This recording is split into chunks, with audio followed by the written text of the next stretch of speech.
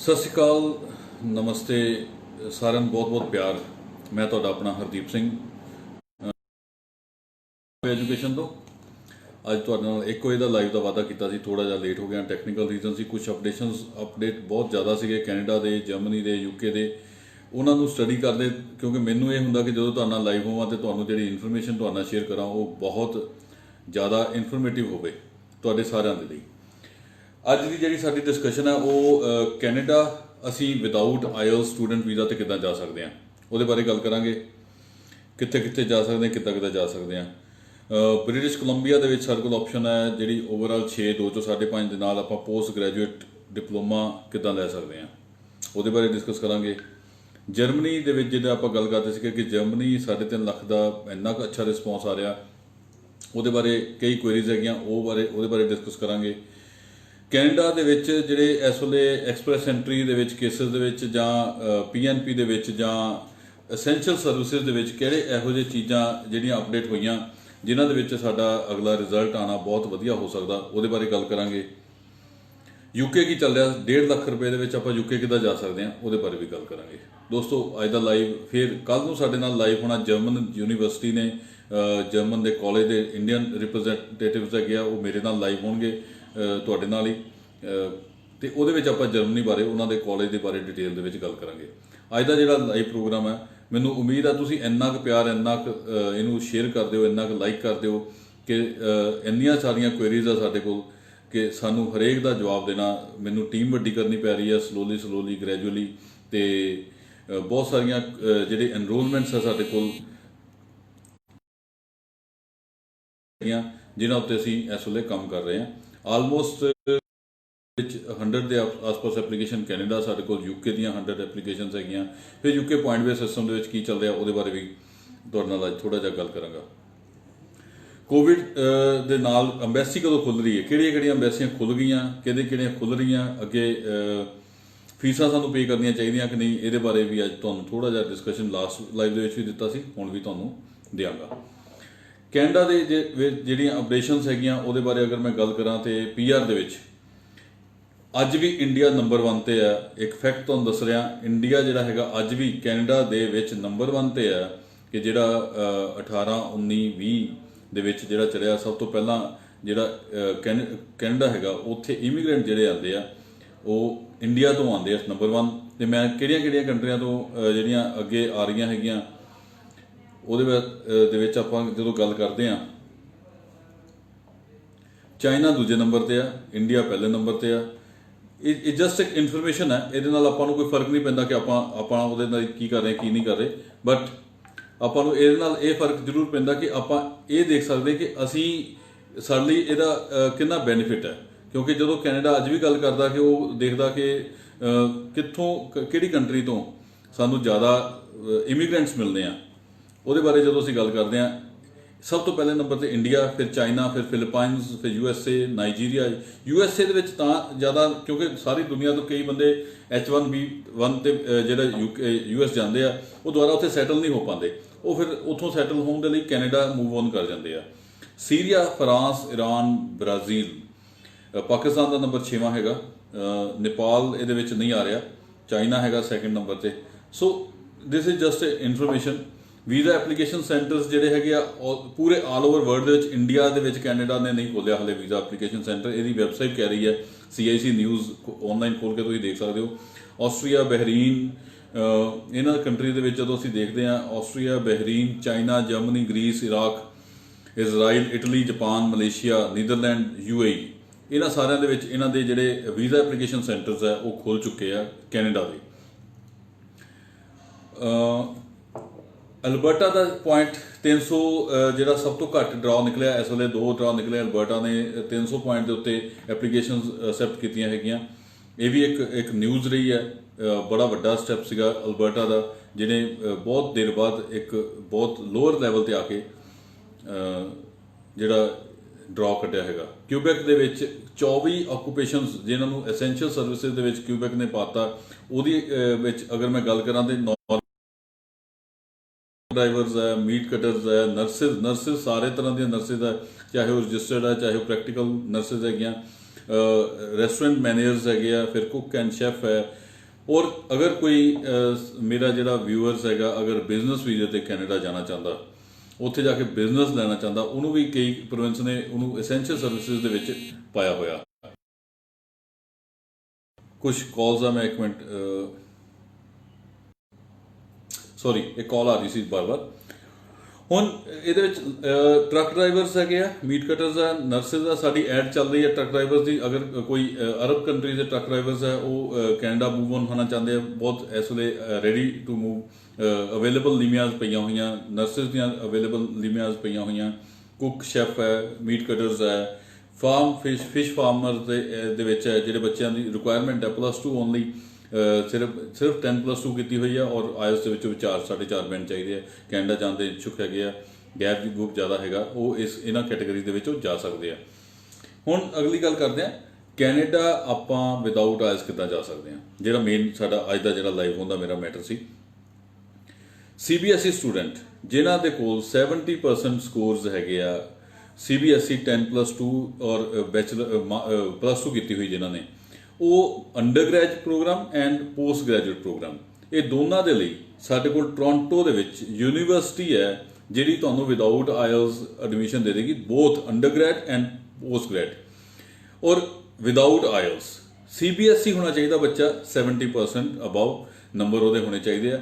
Gap ਜਿਹੜਾ ਹੈਗਾ ਬਾਕੀ ਸਾਰੀਆਂ ਯੂਨੀਵਰਸਿਟੀਜ਼ ਲੈ ਰਹੀਆਂ ਉਸੇ ਤਰੀਕੇ ਨਾਲ ਗੈਪ ਵੀ 2-3 ਸਾਲ ਤੋਂ ਜ਼ਿਆਦਾ ਦਾ ਨਹੀਂ ਹੋਣਾ ਚਾਹੀਦਾ।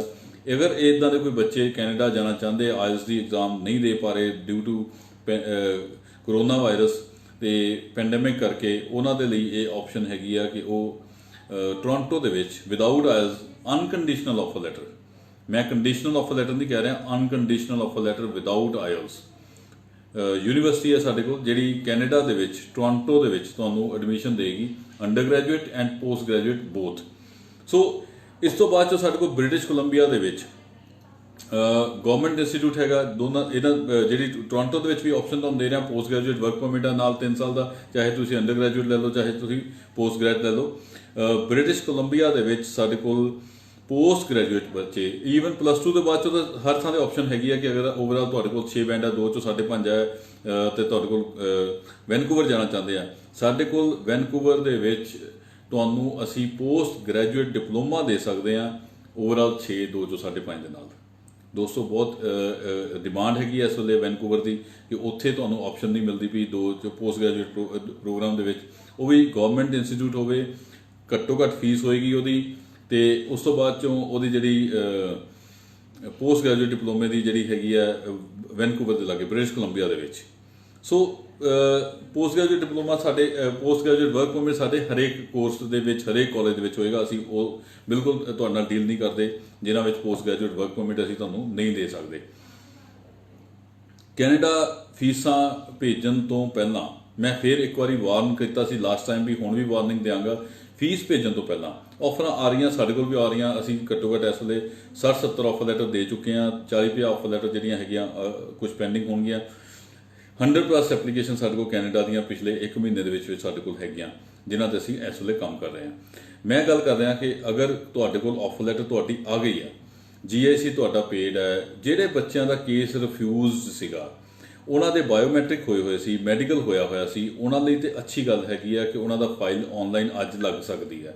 ਬਟ ਜਦੋਂ ਅਸੀਂ ਗੱਲ ਕਰਦੇ ਹਾਂ ਜਿਹੜੇ ਬੱਚਿਆਂ ਨੇ ਕੇਸ ਉਹਨਾਂ ਦੇ ਨਵਾਂ ਲਗਾਉਣਾ, ਅੱਜ ਉਹਨਾਂ ਦੇ ਬਾਇਓਮੈਟ੍ਰਿਕ ਨਹੀਂ ਹੋ ਪਾਉਣਗੇ, ਮੈਡੀਕਲ ਦੀਆਂ ਡੇਟਸ ਨਹੀਂ ਅਵੇਲੇਬਲ ਹੈਗੀਆਂ, ਉਹਨਾਂ ਨੂੰ ਫੀਸ ਭੇਜਣ ਲੱਗੇ ਧਿਆਨ 'ਚ ਰੱਖਣਾ ਪਏਗਾ ਥੋੜ੍ਹਾ ਜਿਹਾ ਕਿ ਫੀਸ ਤੁਹਾਡਾ ਜਿਹੜਾ ਸਪਟੈਂਬਰ ਇਨਟੇਕ ਹੈ, ਅਗਰ ਬਾਈ ਚਾਂਸ ਹਾਈ ਕਮਿਸ਼ਨ ਇੱਥੇ ਦੇ ਵੀਜ਼ਾ ਐਪਲੀਕੇਸ਼ਨ ਸੈਂਟਰ ਅਗਰ VFS ਸੈਂਟਰਸ ਜਿਹੜੇ ਅਗਰ ਇੰਡੀਆ 'ਚ ਨਹੀਂ ਖੋਲ੍ਹ ਰਹੇ ਚੰਗੀ ਤਰੀਕੇ ਨਾਲ, ਤੇ ਉਹਨਾਂ ਦੇ ਵਿੱਚ ਤੁਹਾਨੂੰ ਨਵੀਂ ਐਪਲੀਕੇਸ਼ਨ ਨਹੀਂ ਲੈ ਰਹੇ, ਉਹ ਬਾਇਓਮੈਟ੍ਰਿਕ ਨਹੀਂ ਕਰ ਰਹੇ, ਉਹਨਾਂ ਦੇ ਵਿੱਚ ਤੁਹਾਨੂੰ ਜਿਹੜਾ ਫੀਸ ਭੇਜਣ ਲੱਗੇ ਇਹ ਚੀਜ਼ ਦਾ ਧਿਆਨ ਰੱਖਣਾ ਪਏਗਾ ਕਿ ਤੁਸੀਂ ਇਹ ਸੋਚ ਕੇ ਚੱਲੋਗੇ ਕਿ ਅਗਰ ਸਪਟੈਂਬਰ ਇਨਟੇਕ ਨਹੀਂ ਹੋਇਆ ਤੇ ਜਨਵਰੀ ਇਨਟੇਕ ਦਾ ਡੈਫਰ ਤੁਹਾਨੂੰ ਕਰਨਾ ਪੈ ਸਕਦਾ, ਤਾਂ ਕਿ ਕਈ ਬੱਚੇ ਇਹ ਦੇਖਦੇ ਆ ਕਿ ਅਸੀਂ ਉਹ ਵਿਆਜ ਤੇ ਲੈਂਦੇ ਆ ਪੈਸੇ ਜਾਂ ਕੁਝ ਹੋਰ ਕਰਦੇ ਆ।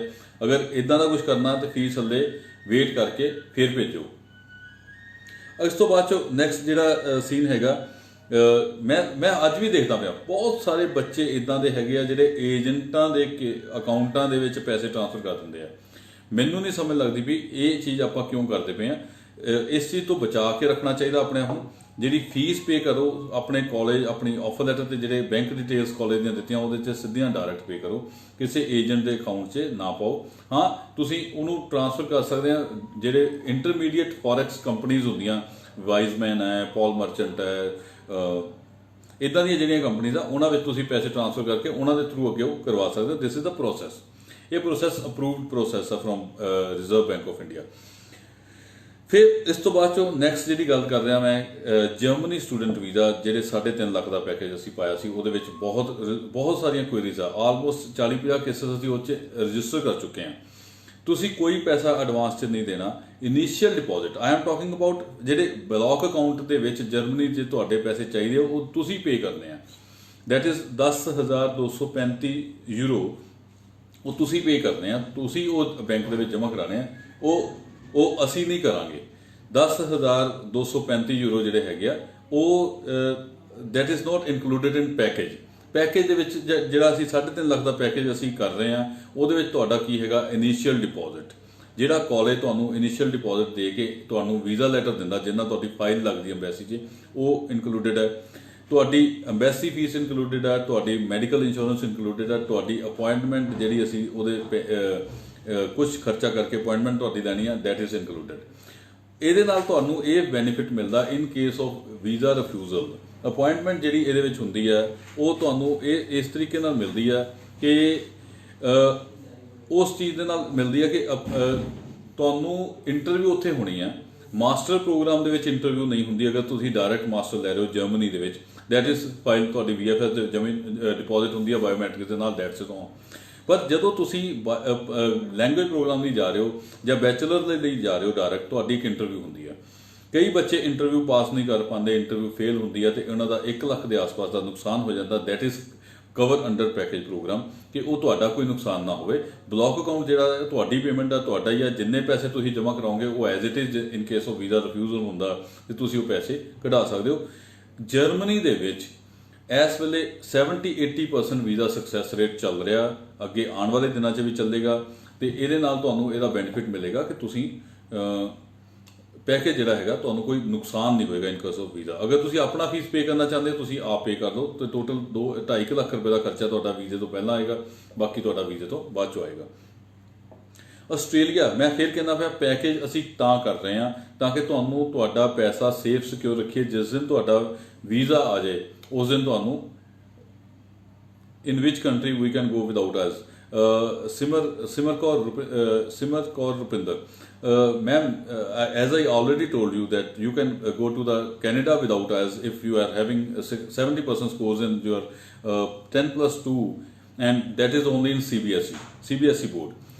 पंजाब बोर्ड इसमें अवेलेबल नहीं रहेगा, पंजाब बोर्ड ਇਹਦੇ ਵਿੱਚ ਨਹੀਂ ਆਏਗਾ।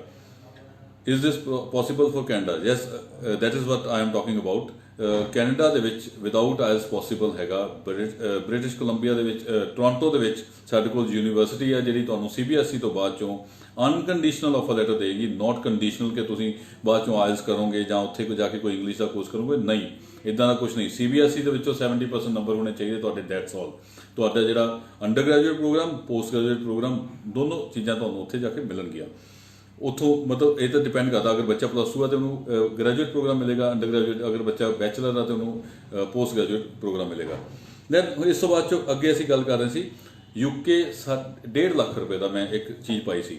ਜਿਸ ਤਰ੍ਹਾਂ ਮੈਂ ਤੁਹਾਨੂੰ ਪਹਿਲਾਂ ਵੀ ਕਹਿ ਰਿਹਾ, ਇਸ ਵੇਲੇ ਪੈਂਡੈਮਿਕ ਕਰਕੇ ਹਰ ਕੰਟਰੀ ਦੇ ਵਿੱਚ ਤੁਹਾਡੇ ਲਈ ਈਜ਼ੀ ਵੇ ਆਊਟ ਦਿੱਤਾ ਜਾ ਰਿਹਾ।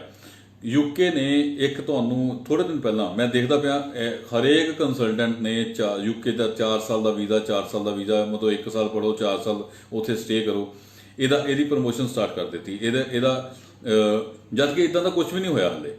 ਉੱਥੇ ਇੱਕ ਮਿਨਿਸਟਰ ਨੇ, ਯੂਨੀਵਰਸਿਟੀ ਮਿਨਿਸਟਰ ਨੇ ਇੱਕ ਪ੍ਰਪੋਜ਼ਲ ਦਿੱਤਾ ਸਰਕਾਰ ਨੂੰ ਕਿ ਅਸੀਂ ਬੱਚਿਆਂ ਨੂੰ ਜ਼ਿਆਦਾ ਜਿਹੜਾ ਅਟਰੈਕਟ ਕਰੀਏ, ਉਹਦੇ ਲਈ ਤੁਸੀਂ ਇੱਕ ਸਾਨੂੰ ਇਹ ਕਰੋ ਕਿ ਬੱਚਿਆਂ ਨੂੰ 4 ਸਾਲ ਦਾ ਵੀਜ਼ਾ ਦਿਓ after studies, post graduate, post study work permit ਜਿਹੜਾ ਹੈਗਾ, ਅਗਰ ਉਹ ਬੈਚਲਰ ਕਰਨ ਜਾਂ ਮਾਸਟਰ ਕਰਨ, ਉਸ ਤੋਂ ਬਾਅਦ 'ਚ 4 ਸਾਲ ਦਾ ਉਹਨਾਂ ਨੂੰ ਵੀਜ਼ਾ ਦਿਓ। That is not confirmed yet. ਇਹ ਹਾਲੇ ਤੱਕ ਇਹ ਕਨਫਰਮ ਨਹੀਂ ਹੋਇਆ, ਬਟ ਹਰੇਕ ਏਜੰਟ ਨੇ ਇਹਨੂੰ ਪ੍ਰਮੋਸ਼ਨ ਇਹਦੀ ਸਟਾਰਟ ਕਰ ਦਿੱਤੀ। That is not there. ਇਹ ਚੀਜ਼ ਪ੍ਰਪੋਜ਼ਡ ਹੈ, ਹੋ ਵੀ ਸਕਦੀ ਹੈ, ਨਹੀਂ ਵੀ ਹੋ ਸਕਦੀ। ਜਦੋਂ ਤੱਕ ਕੁਝ ਵੀ ਹੁੰਦੀ ਨਹੀਂ ਹੈ, ਮੈਂ ਜੋ ਆਪਣੇ ਐਕਸਪੀਰੀਅੰਸ ਦੇ ਨਾਲ ਕਹਿੰਦਾ, ਇਹ 4 ਸਾਲ ਦਾ ਵੀਜ਼ਾ ਯੂਕੇ ਕਦੀ ਵੀ ਨਹੀਂ ਦੇਗਾ। ਹਾਂ ਕੁਝ ਪ੍ਰਪੋਜ਼ਲ ਆਇਆ ਤੇ ਉਹਦੇ ਤੇ ਕੰਮ ਹੋ ਜਾਏਗਾ, that could B 3 year. Canada 3 ਸਾਲ ਦਾ ਦੇ ਰਿਹਾ ਤੇ ਯੂਕੇ ਵੀ 3 ਸਾਲ ਦਾ ਪੋਸਟ ਸਟੱਡੀ ਵਰਕ ਪਰਮਿਟ ਕਰ ਸਕਦਾ, ਦੈਟ ਇਜ਼ ਪੋਸੀਬਲ। ਹੁਣ ਇਸ ਚੀਜ਼ ਨੂੰ ਧਿਆਨ 'ਚ ਰੱਖਦੇ ਹੋਏ ਜਿਹੜੇ ਬੱਚੇ ਯੂਕੇ ਜਾਣਗੇ, ਹੁਣ ਉਹਦੇ ਵਿੱਚ ਮੈਂ ਇਹ ਚੀਜ਼ ਲੈ ਕੇ ਚੱਲਦਾ ਪਿਆ, 1 ਸਾਲ ਦੀ ਮਾਸਟਰ ਕਰਕੇ ਤੁਹਾਨੂੰ ਅਗਰ 3 ਜਾਂ 4 ਸਾਲ ਦਾ ਵਰਕ ਪਰਮਿਟ ਮਿਲਦਾ ਪਿਆ, ਦੈਟ ਇਜ਼ ਅਮੇਜ਼ਿੰਗ। 3 ਸਾਲ ਦੀ ਬੈਚਲਰ ਕਰਕੇ ਅਗਰ ਤੁਹਾਨੂੰ 3 ਜਾਂ 4 ਸਾਲ ਦਾ ਵਰਕ ਪਰਮਿਟ ਮਿਲਦਾ ਪਿਆ, ਦੈਟਸ ਅਮੇਜ਼ਿੰਗ। ਯੂਕੇ ਤੁਹਾਨੂੰ ਅੱਛਾ, ਹੁਣ 1.5 ਲੱਖ ਤੇ ਪੁਆਇੰਟ ਤੇ ਆ ਜੀ ਕਿ ਹਾਊ ਇਟ ਇਜ਼ ਪੋਸੀਬਲ ਕਿ 1.5 ਲੱਖ ਦੇ ਨਾਲ ਤੁਸੀਂ ਯੂਕੇ ਕਿੱਦਾਂ ਜਾ ਸਕਦੇ ਹੋ। ਯੂਕੇ ਜਿੰਨੀਆਂ ਯੂਨੀਵਰਸਿਟੀਜ਼ ਹੈਗੀਆਂ, ਪਹਿਲਾਂ ਪੈਂਡੈਮਿਕ ਤੋਂ ਪਹਿਲਾਂ 100% ਫੀਸ ਜਾਂ 80% ਫੀਸ ਜਾਂ 60% ਫੀਸ ਤੇ ਅੜੀਆਂ ਹੋਈਆਂ ਸੀਗੀਆਂ, ਜਿਹੜੀਆਂ ਕਿ ਹੁਣ ਸਾਡੇ ਕੋਲ ਈਸਟ ਲੰਡਨ ਯੂਨੀਵਰਸਿਟੀ ਜਿਹੜੀ ਲੰਡਨ ਦੇ ਵਿੱਚ ਹੈਗੀ ਆ, ਹਰ ਇੱਕ ਤਰ੍ਹਾਂ ਦਾ ਕੋਰਸ ਹੈ, 1500 ਪਾਉਂਡ ਤੇ ਤੁਹਾਨੂੰ ਕਾਸਟ ਲੈਟਰ ਦੇਗੀ। ਕੈਨ ਯੂ ਇਮੇਜਿਨ, 1500 ਪਾਉਂਡ ਤੇ ਤੁਹਾਨੂੰ ਕਾਸਟ ਲੈਟਰ ਦੇਗੀ East London University. So this is what universities are offering you. Universities ਜਦੋਂ ਤੁਹਾਨੂੰ ਤੁਸੀਂ ਗੱਲ ਕਰਦੇ ਪਏ ਹੋ, ਤੁਹਾਡੀ offer letter free of cost ਹੈ। ਜਿਸ ਦਿਨ ਤੁਹਾਡਾ, ਹੁਣ ਮੈਂ ਗੱਲ ਕਰਦਾ ਯੂਕੇ ਦਾ ਪੈਕੇਜ ਕਿਉਂ ਕਰਨਾ, ਕੰਸਲਟੈਂਟ ਨੂੰ 3-3 4-4 ਲੱਖ ਰੁਪਇਆ ਐਕਸਟਰਾ ਕਿਉਂ ਦੇਣਾ? ਤੁਹਾਨੂੰ 1.5 ਲੱਖ ਰੁਪਇਆ ਪੇ ਕਰਕੇ ਕਾਸਟ ਲੈਟਰ ਮਿਲ ਰਿਹਾ। ਅੱਛਾ ਤੁਸੀਂ 1.5 ਲੱਖ ਨਹੀਂ ਪੇ ਕਰਨਾ ਚਾਹੁੰਦੇ, 2 ਲੱਖ ਜਾਂ ਜਿੰਨਾ ਵੀ ਹੈ, ਅਸੀਂ ਪੇ ਕਰ ਦਾਂਗੇ ਤੁਹਾਡੇ ਲਈ, ਠੀਕ ਹੈ। That we can do for you. ਤੁਹਾਡੇ ਲਈ 1.5 ਲੱਖ ਰੁਪਇਆ ਮਤਲਬ 1500 ਪਾਉਂਡ ਤੁਸੀਂ ਪੇ ਕਰਨਾ। 1500 ਪੇ ਕਰਕੇ ਤੁਸੀਂ ਜਿਹੜਾ ਉਸ ਤੋਂ ਬਾਅਦ ਚੋਂ ਤੁਹਾਡੀ ਅੰਬੈਸੀ ਫੀਸ ਹੈ, ਦੈਟ ਇਜ਼ 35,000 ਜਿਹੜੀ 350 ਪਾਉਂਡ ਹੈਗੀ ਹੈ। ਤੁਹਾਡੇ ਉਸ ਤੋਂ ਬਾਅਦ ਚੋਂ ਜਿਹੜੀ ਮੈਡੀਕਲ ਇੰਸ਼ੋਰੈਂਸ ਹੈ, ਇਹ ਅਨਾਉਂਸਮੈਂਟ ਹੋ ਚੁੱਕੀ ਹੈ ਕਿ ਮੈਡੀਕਲ ਜਿਹੜੀ ਇੰਸ਼ੋਰੈਂਸ ਹੈ ਇਹ ਅੱਗੇ ਜਾ ਕੇ ਇਨਕਰੀਜ਼ ਹੋਣ ਵਾਲੀ ਹੈ। ਮੈਡੀਕਲ ਇੰਸ਼ੋਰੈਂਸ ਇਨਕਰੀਜ਼ ਕਿੰਨੀ ਹੋਣ ਵਾਲੀ ਹੈ? 400 ਸਮਥਿੰਗ, ਪਹਿਲਾਂ 300 ਸਮਥਿੰਗ ਹੈ, ਉਹ 400 ਹੋਏਗੀ। ਕਾਰਨ ਕੀ ਹੈ ਕਿ ਉੱਥੇ ਇਹਦੇ ਵਿੱਚ ਕਰੋਨਾ ਦਾ ਜਿਹੜਾ ਦੀ ਅਗਰ ਡਿਸੀਜ਼ ਹੈ ਉਹ ਇਹਦੇ ਵਿੱਚ ਐਡ ਆਨ ਕਰ ਦਿੱਤੀ ਗਈ। ਅਗਰ ਤੁਹਾਨੂੰ ਜਾ ਕੇ ਕਰੋਨਾ ਹੋ ਜਾਂਦਾ ਕਿਸੇ ਕਾਰਨ ਵੀ, ਕਿਸੇ ਤਰੀਕੇ ਨਾਲ ਵੀ, ਤੇ ਤੁਹਾਨੂੰ ਜਿਹੜੀ ਉੱਥੇ ਦੀ ਗਵਰਨਮੈਂਟ ਹੈ ਉਹ ਤੁਹਾਨੂੰ ਉੱਥੇ ਦੀ ਇੰਸ਼ੋਰੈਂਸ ਕੰਪਨੀ ਦੇ ਥਰੂ ਜੇ ਪੇਮੈਂਟ ਲੈ ਕੇ ਤੁਹਾਡਾ ਇਲਾਜ ਫ੍ਰੀ ਆਫ ਕਾਸਟ ਹੋ ਜਾਏਗਾ, ਜਿਹੜਾ ਕਿ ਯੂਕੇ 'ਚ ਬਹੁਤ ਮਹਿੰਗਾ ਹੈ। ਇਹ ਲੱਖਾਂ ਰੁਪਏ ਤੱਕ ਉੱਥੇ ਕਾਸਟ ਕਰਦਾ, ਮਤਲਬ ਲੱਖਾਂ ਰੁਪਏ ਦਾ ਮਤਲਬ 20-25 ਲੱਖ ਰੁਪਏ ਦਾ ਤੁਹਾਡਾ ਆਰਾਮ ਦੇ ਨਾਲ ਬਿੱਲ ਬਣ ਜਾਏਗਾ ਅਗਰ ਤੁਹਾਨੂੰ ਕਰੋਨਾ ਹੋ ਗਿਆ, ਤੇ ਉਹ ਤੁਹਾਡਾ ਜਿਹੜਾ ਹੈਗਾ ਮੈਡੀਕਲ ਇੰਸ਼ੋਰੈਂਸ 'ਚ ਕਵਰ ਅਪ ਹੋਏਗਾ। ਉੱਥੇ 100 ਪਾਉਂਡ ਜਿਹੜਾ ਹੈਗਾ ਪਰ ਈਅਰ ਐਕਸਟਰਾ ਹੋ ਰਿਹਾ। So 100 pound is just like 10,000 rupees per year. So ਇਹਦੇ ਲਈ ਬਾਨੂ ਪ੍ਰਤਾਪ 10th 12th ਦੇ in between gap universities it depend on university to university. Canada ਇਸ ਵੇਲੇ ਜਿਹੜਾ ਹੈਗਾ ਉਹ ਨਹੀਂ ਅਸੈਪਟ ਕਰ ਰਿਹਾ, ਕਿ ਬਹੁਤ ਸਾਰੀਆਂ ਕਾਲਜਸ ਨਹੀਂ ਅਸੈਪਟ ਕਰ ਰਹੇ। ਪ੍ਰਾਈਵੇਟ ਕਾਲਜਸ ਦੀ ਆਪਸ਼ਨ ਹੈਗੀ ਹੈ, ਮੌਂਟਰੀਅਲ ਦੇ ਵਿੱਚ ਕਾਲਜਸ ਹੈਗੇ ਜਿਹੜੇ ਤੁਹਾਨੂੰ ਅਸੈਪਟ ਕਰ ਰਹੇ ਆ, ਬਟ ਅਦਰਵਾਈਜ਼ ਜਿਹੜੇ ਯੂਕੇ ਦੀ ਗੱਲ ਕਰੀਏ, ਇਹ ਵੀ ਯੂਨੀਵਰਸਿਟੀ ਤੋਂ ਯੂਨੀਵਰਸਿਟੀ ਡਿਪੈਂਡ ਕਰਦਾ। I know you have IELTS score also, ਤੇ ਤੁਹਾਡੇ ਜਿਹੜੇ ਆਇਲਸ ਸਕੋਰ ਦੇ ਨਾਲ ਤੁਹਾਨੂੰ ਯੂਕੇ ਦੇ ਵਿੱਚ ਐਡਮਿਸ਼ਨ ਬੜੇ ਆਰਾਮ ਦੇ ਨਾਲ ਮਿਲ ਸਕਦੀ ਹੈ। ਪਰ ਹੁਣ ਇਸ ਤੋਂ ਬਾਅਦ 'ਚੋਂ ਅੱਗੇ ਗੱਲ ਕਰਦੇ ਹਾਂ। ਕਈ ਯੂਨੀਵਰਸਿਟੀਜ਼, ਅੱਜ ਮੈਂ ਇੱਕ ਯੂਨੀਵਰਸਿਟੀ ਵੈਸਟ ਸਕਾਟਲੈਂਡ ਦੇ ਵਿੱਚ ਬੱਚੇ ਦੀ ਅੱਜ ਫੀਸ ਟ੍ਰਾਂਸਫਰ ਕਰਾਈ, ਜਸਟ 3500 ਪਾਉਂਡ, 3.5 ਲੱਖ ਰੁਪਇਆ ਪੇ ਕਰਨ ਤੋਂ ਬਾਅਦ ਉਹ ਉੱਥੇ ਜਾ ਕੇ ਬਾਕੀ ਯੂਨੀਵਰਸਿਟੀ ਦੇ ਵਿੱਚ ਇੰਸਟਾਲਮੈਂਟ 'ਚ ਪੇ ਕਰੇਗਾ। ਇਹ ਨਹੀਂ ਕਿ ਵੀਜ਼ਾ ਲੱਗਣ ਤੋਂ ਬਾਅਦ ਤੁਸੀਂ ਇਮੀਡੀਏਟਲੀ ਬਾਕੀ ਜਿਹੜੇ ਪੇਮੈਂਟ ਦੇਣੀ ਹੈ। ਅਗਰ 3.5 ਲੱਖ ਰੁਪਇਆ ਵੀ ਪੇ ਕਰ ਰਿਹਾ ਬੱਚਾ, ਉਹਦੀ 35,000 ਰੁਪਇਆ ਅੰਬੈਸੀ ਫੀਸ ਹੈ, ਜਸਟ ਉਹਦਾ 1.5 ਲੱਖ ਰੁਪਏ ਦਾ ਤੁਹਾਡਾ ਕਹਿ ਲਓ ਕਿ ਅਗਰ 4 ਤੀਏ 12, 1.25 ਲੱਖ ਰੁਪਇਆ ਤੁਹਾਡਾ ਮੈਡੀਕਲ ਇੰਸ਼ੋਰੈਂਸ ਬਣ ਗਿਆ। ਜਸਟ 5 ਲੱਖ ਰੁਪਇਆ ਟੋਟਲ ਕਾਸਟ ਬਣਿਆ। 5 ਲੱਖ ਦੇ ਵਿੱਚ ਯੂਕੇ ਤੁਸੀਂ ਜਾ ਰਹੇ ਹੋ, ਉਹ ਵੀ ਵਿਦਆਊਟ ਆਇਲਸ। ਤੋ ਦਿਸ ਇਜ਼ ਅਮੇਜ਼ਿੰਗ। ਇਸ ਤੋਂ ਬਾਅਦ ਚ ਨੈਕਸਟ ਜਿਹੜੀ ਮੈਂ ਅਪਡੇਸ਼ਨ ਤੁਹਾਨੂੰ ਦੇਣੀ ਹੈ, that is any option for physiotherapist. Physiotherapist are short skill ਦੇ ਵਿੱਚ ਆਉਂਦੀ ਆ ਯੂਕੇ ਦੇ ਵਿੱਚ। ਅਗਰ ਤੁਹਾਡੀ ਫਿਜ਼ੀਓਥੈਰੇਪਿਸਟ ਤੋਂ ਬਾਅਦ ਚੋਂ ਅੱਛਾ ਖਾਸਾ ਸਕੋਰ ਹੈਗਾ, ਅੱਛਾ ਖਾਸਾ ਐਕਸਪੀਰੀਅੰਸ ਹੈ, then you can be eligible for the UK point based immigration system. So now next ਆਪਾਂ ਗੱਲ ਕਰਦੇ ਹਾਂ ਆਸਟ੍ਰੇਲੀਆ ਲਈ। ਸੇਮ ਆ ਗਿਆ। ਅਗਰ ਤੁਸੀਂ ਆਸਟ੍ਰੇਲੀਆ ਅਪਲਾਈ ਕਰਨਾ ਚਾਹੁੰਦੇ ਆ, 2019 ਪਾਸ ਆਊਟ ਹੋਣੇ ਚਾਹੀਦੇ ਆ ਤੁਸੀਂ, ਓਵਰਆਲ 6 ਬੈਂਡ ਹੋਣੇ ਚਾਹੀਦੇ ਆ, ਕਿਸੇ 1 ਜਾਂ 2 ਚੋਂ 5.5 ਹੋਣਗੇ। ਤੁਸੀਂ ਸਾਨੂੰ ਫੀਸ ਆਫਟਰ ਵੀਜ਼ਾ ਦੇ ਸਕਦੇ ਹੋ। ਜਿਹੜਾ fees after visa bachelor programme ਦੇ ਲਈ, ਡਿਗਰੀ ਪ੍ਰੋਗਰਾਮ ਦੇ ਲਈ, ਉਹ ਵੀ ਸਮੈਸਟਰ ਫੀਸ 6 ਮਹੀਨੇ ਦੀ ਫੀਸ, ਨਾਟ ਫॉर 1 ਈਅਰ। 6 ਮਹੀਨੇ ਦੀ ਫੀਸ ਦੇ ਨਾਲ ਤੁਸੀਂ ਆਸਟ੍ਰੇਲੀਆ ਅਪਲਾਈ ਕਰ ਸਕਦੇ ਹੋ। ਆਸਟ੍ਰੇਲੀਆ ਦੇ ਕਾਲਜ ਯੂਨੀਵਰਸਿਟੀਜ਼ ਇਸ ਵੇਲੇ ਆਲਮੋਸਟ ਫੁੱਲ ਹੈਗੇ ਆ। ਆਸਟ੍ਰੇਲੀਆ ਦੇ ਵਿੱਚ ਇੰਡੀਆ ਤੋਂ ਬੱਚੇ ਘੱਟ ਜਾ ਰਹੇ, ਬਟ ਆਲ ਓਵਰ ਵਰਲਡ ਤੋਂ ਬਹੁਤ ਬੱਚੇ ਜਾ ਰਹੇ ਆ। ਉੱਥੇ ਦੇ ਲੋਕਲ ਬੱਚੇ ਉਹਨਾਂ ਦੇ ਕਾਲਜਸ 'ਚ ਬਹੁਤ ਪੜ੍ਹਦੇ ਪਏ ਆ, ਇਸ ਕਰਕੇ ਕਾਲਜਸ ਦੀ ਡਿਮਾਂਡ ਜਿਹੜੀ ਆ ਉਹ ਹਾਈ ਰਹਿੰਦੀ ਹੈ। ਫਿਰ ਵੀ ਹਰਨਿਲ ਓਵਰਸੀਜ਼ ਪਾਥਵੇ ਐਜੂਕੇਸ਼ਨ ਤੁਹਾਡੇ ਲਈ ਇਹ ਚੀਜ਼ ਲੈ ਕੇ ਆਇਆ ਕਿ ਤੁਸੀਂ ਸਾਨੂੰ ਆਸਟ੍ਰੇਲੀਆ ਦੇ ਵਿੱਚ ਫੀਸ ਵੀਜ਼ੇ ਤੋਂ ਬਾਅਦ ਚੋਂ ਪੇ ਕਰ ਸਕਦੇ ਹੋ। ਮੈਂ ਤੁਹਾਨੂੰ ਕੈਨੇਡਾ ਦੀ fees after visa, Australia fees after visa, UK after visa, Germany after visa, ਇਸ ਤੋਂ ਬਾਅਦ ਚੋਂ ਕੁਐਸਚਨ ਹੈ ਰੂਬੀ ਅਰੋੜਾ ਦਾ ਕਿ after 10th with 2 year gap possible to do any course. After 10th you can apply for Singapore, after 10th you can apply for even Cyprus. ਇਸ 1-2 countries ਦੇ ਵਿੱਚ ਤੁਸੀਂ ਆਫਟਰ 10th ਜਾ ਸਕਦੇ ਹੋ। ਅਦਰਵਾਈਜ਼ ਤੁਹਾਨੂੰ ਜਿਹੜੀ ਹੈ 10+2 ਮਿਨੀਮਮ ਕੁਆਲੀਫਿਕੇਸ਼ਨ ਹਰੇਕ ਕੰਟਰੀ ਦੀ ਰਿਕੁਆਇਰ ਹੈਗੀ ਹੈ। ਵੈਬਅਪ ਦਾ ਕੁਐਸਚਨ ਹੈ 10th plus ITI plus diploma in mechanical plus 4 year experience in UK based MNC in India. Okay, may eligible for UK. Exactly ਤੁਸੀਂ UK ਸਟੂਡੈਂਟ ਵੀਜ਼ਾ ਲਈ ਜਾਣਾ ਚਾਹੁੰਦੇ ਆ। Otherwise I can offer you the UK ਦੇ ਵਿੱਚ point based immigration system ਦੇ ਵਿੱਚ ਉੱਥੇ ਜਿਹੜੇ ਜਿੰਨੇ ਡਿਪਲੋਮਾ ਤੁਹਾਡੇ ਕੋਲ, you are not in engineering, ਤੁਸੀਂ ਇੰਜੀਨੀਅਰ ਨਹੀਂ ਆ, ਅਗਰ ਮਕੈਨੀਕਲ ਇੰਜੀਨੀਅਰ ਬੀਟੈਕ ਕੀਤੀ ਹੁੰਦੀ ਤਾਂ ਦੈਨ ਯੂ ਕੁਡ ਬੀ ਦਾ ਸ਼ਾਰਟ ਸਕਿੱਲ ਦਾ, ਪਰ ਫਿਰ ਵੀ ਤੁਸੀਂ ਆਪਣਾ ਰਿਜ਼ਿਊਮ ਮੈਨੂੰ ਭੇਜੋ ਤੇ I will personally assess your case and I will revert you back ਕਿ ਤੁਸੀਂ ਤੁਹਾਡਾ ਪੁਆਇੰਟ ਬੇਸ ਇਮੀਗ੍ਰੇਸ਼ਨ ਸਿਸਟਮ 'ਚ ਹੋ ਸਕਦਾ ਜਾਂ ਸਟੂਡੈਂਟ ਵੀਜ਼ਾ ਹੋ ਸਕਦਾ। ਸਟੂਡੈਂਟ ਵੀਜ਼ਾ ਅਗਰ ਤੁਸੀਂ ਕਰਨਾ ਤੇ ਵਿਦਆਊਟ ਆਇਲਸ ਨਾਟ ਪੋਸੀਬਲ। ਤੁਹਾਡਾ ਆਇਲਸ ਤੁਹਾਨੂੰ ਕਰਨੀ ਪੈਣੀ UK ਲਈ, ਕਿਉਂਕਿ ਤੁਹਾਡਾ 10+2 ਨਹੀਂ ਹੈਗਾ। 10+2 ਜੇ ਬੱਚੇ ਕੋਲ ਨਹੀਂ ਹੈਗਾ ਉਹਨੂੰ ਆਇਲਸ ਦੀ ਰਿਕੁਆਇਰਮੈਂਟ ਹੈਗੀ ਆ, ਕਿਉਂਕਿ +2 ਦੇ ਪਰਸੈਂਟੇਜ ਕਾਊਂਟ ਹੁੰਦੇ ਆ ਵਿਦਆਊਟ ਆਇਲਸ, ਤੇ +2 ਤੁਸੀਂ ਨਹੀਂ ਕੀਤੀ ਹੋਈ। ਸਿੱਧੂ ਕੁਲਵਿੰਦਰ ਹੁਣਾਂ ਦਾ ਕੁਐਸਚਨ ਹੈ sir courses for 10+2 medical student in Canada. Medical student ਤੋਂ ਬਾਅਦ ਚੋਂ ਤੁਹਾਡੇ ਜਿਹੜੇ ਕੋਰਸਿਸ ਹੈਲਥ ਸਾਇੰਸਿਸ ਹੈ, ਤੁਹਾਡਾ ਜਿਹੜਾ ਹੈਲਥ ਕੇਅਰ ਦੇ ਪ੍ਰੋਗਰਾਮ ਹੈਗੇ ਆ, ਹੈਲਥ ਕੇਅਰ ਮੈਨੇਜਮੈਂਟ ਦੇ ਪ੍ਰੋਗਰਾਮਸ ਹੈਗੇ ਆ, ਈਵਨ ਕਿ ਕੁਝ ਲੈਬ ਟੈਕਨੀਸ਼ੀਅਨ ਦੇ ਪ੍ਰੋਗਰਾਮਸ ਹੈਗੇ ਆ, ਇਹਨਾਂ ਦੇ ਵਿੱਚ ਤੁਸੀਂ ਜਾ ਸਕਦੇ। ਨਰਸਿੰਗ ਦੇ ਪ੍ਰੋਗਰਾਮ ਤੁਹਾਨੂੰ ਕਿਸੇ ਯੂਨੀਵਰਸਿਟੀ ਦੇ ਵਿੱਚ ਮਿਲ ਸਕਦੇ ਆ। ਸੋ ਮੈਡੀਕਲ ਤੋਂ ਬਾਅਦ ਚ courses option are very lace in Canada. Even ਕੁਝ ਮੈਡੀਕਲ ਦੇ ਨਾਲ ਕਿਊਬੈਕ ਦੇ ਵਿੱਚ ਸਿਜ਼ਪ ਕਾਲਜ ਸਾਡੇ ਕੋਲ ਹੈਗਾ ਵਿਦਆਊਟ ਫੀਸ ਆਫਰ ਲੈਟਰ ਦੇ ਰਿਹਾ ਇਸ ਵੇਲੇ, ਤੇ ਉਹਦੇ ਵਿੱਚ ਵੀ ਸਾਡੇ ਕੋਲ ਇਸ ਵੇਲੇ ਮੈਡੀਕਲ ਦੇ ਨਾਲ ਜਿਹੜੇ ਹੈਗੇ ਆ ਕੋਰਸਿਸ ਹੈਗੇ ਆ। ਸੋ ਅੱਜ ਤੁਹਾਡੇ ਨਾਲ ਡਿਸਕਸ਼ਨ ਹੋ ਗਈ ਕੈਨੇਡਾ ਦੀ, ਕੈਨੇਡਾ ਵਿਦਆਊਟ ਆਇਲਸ ਕਿੱਦਾਂ ਜਾ ਸਕਦੇ ਆ। ਅੱਜ ਤੁਹਾਡੇ ਨਾਲ ਡਿਸਕਸ਼ਨ ਹੋ ਗਈ ਕੈਨੇਡਾ ਬ੍ਰਿਟਿਸ਼ ਕੋਲੰਬੀਆ ਦੇ ਵਿੱਚ ਓਵਰਆਲ 6-2 ਜੋ 5.5 ਦੇ ਨਾਲ ਪੋਸਟ ਗ੍ਰੈਜੂਏਟ ਪ੍ਰੋਗਰਾਮ ਕਿੱਦਾਂ ਲੈ ਸਕਦੇ ਆ। ਅੱਜ ਤੁਹਾਡੇ ਨਾਲ ਡਿਸਕਸ਼ਨ ਹੋ ਗਈ ਕਿ UK ਦੇ ਵਿੱਚ 1.5 ਲੱਖ ਦੇ ਨਾਲ 1500 ਪਾਉਂਡ ਦੇ ਨਾਲ UK ਕਿੱਦਾਂ ਜਾਇਆ ਜਾ ਸਕਦਾ। ਅੱਜ ਤੁਹਾਡੇ ਨਾਲ ਡਿਸਕਸ਼ਨ ਹੋ ਗਈ ਕਿ ਅਗਰ ਕੋਈ ਬੱਚਾ 10+2 ਕੀਤੀ ਹੋਈ ਹੈ ਔਰ ਗੈਪ ਜ਼ਿਆਦਾ ਹੈਗਾ।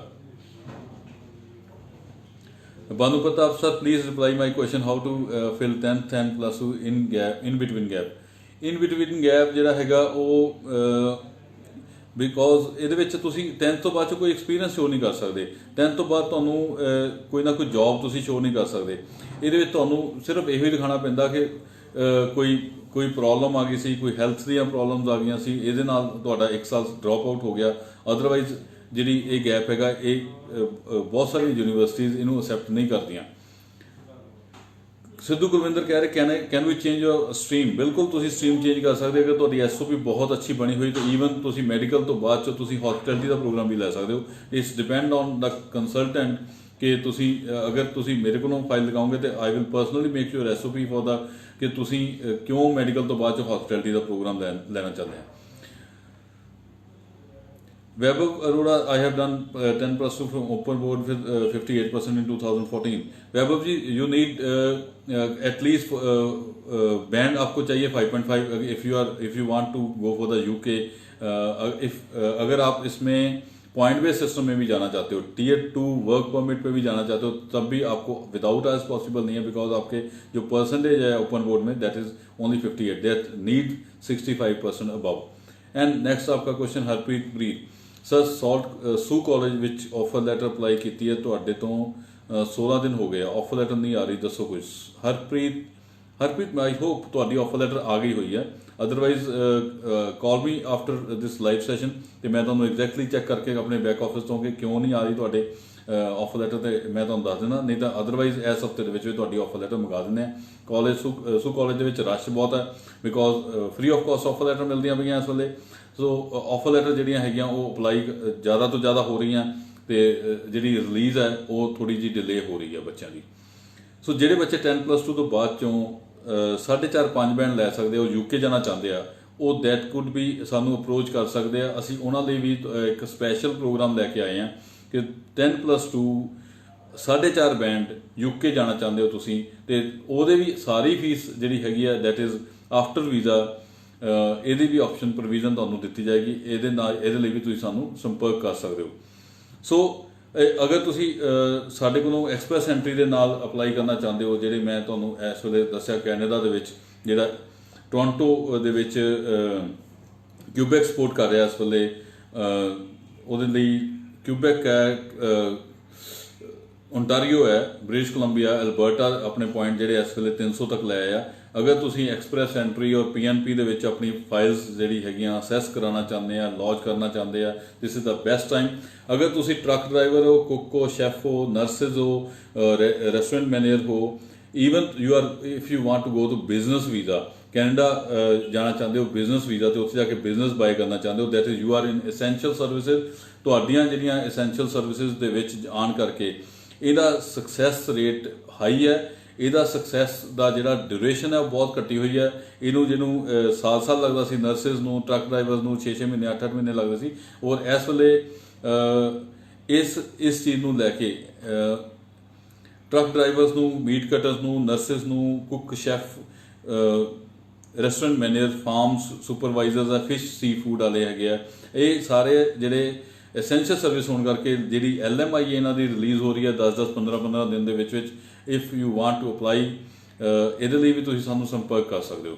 ਬਾਨੂ ਪ੍ਰਤਾਪ ਜੀ, ਤੁਹਾਡੇ ਨਾਲ ਆਲਰੇਡੀ ਡਿਸਕਸ ਕੀਤਾ ਸੀ आफ्टर 10 के बाद मेडिकल इशू था, इसलिए see Banu we tried a lot your case for the Canada ਦੇ तकरीबन आलमोस्ट हर एक गवर्नमेंट कॉलेज को आपकी असेसमेंट करवा दी है, but they are not accepting your profile little bit. और भी आपकी प्रोफाइल में थोड़ी सी वीकनेस है, मैं अभी चेक कर लेता हूँ।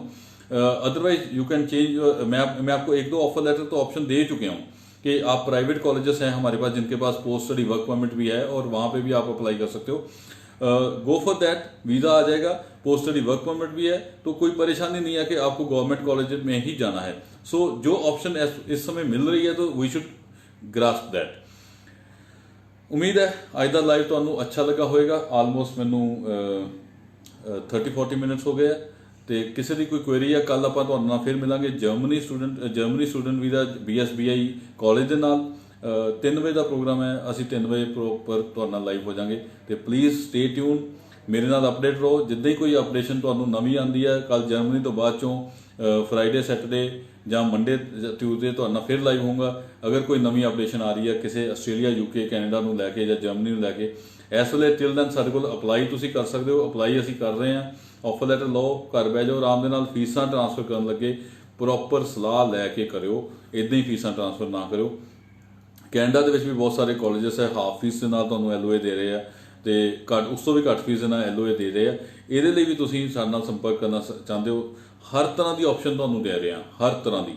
ਸਾਡਾ ਕੈਨੇਡਾ ਆਫਿਸ ਹੈ ਇਸ ਵੇਲੇ, ਸਾਡਾ UK ਆਫਿਸ ਹੈ ਇਸ ਵੇਲੇ, ਸਾਡਾ ਆਸਟ੍ਰੇਲੀਆ ਆਫਿਸ ਕੰਮ ਕਰ ਰਿਹਾ, ਦੁਬਈ ਆਫਿਸ ਸਾਡਾ ਕੰਮ ਕਰ ਰਿਹਾ, ਇੰਡੀਆ ਆਫਿਸ ਸਾਡਾ ਕੰਮ ਕਰ ਰਿਹਾ।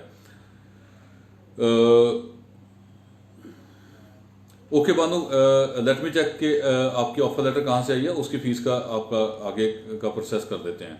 I hope this session will be informative for you and you will like and share this session to other your friends and circle. Thank you very much for watching. Thank you very much, sir.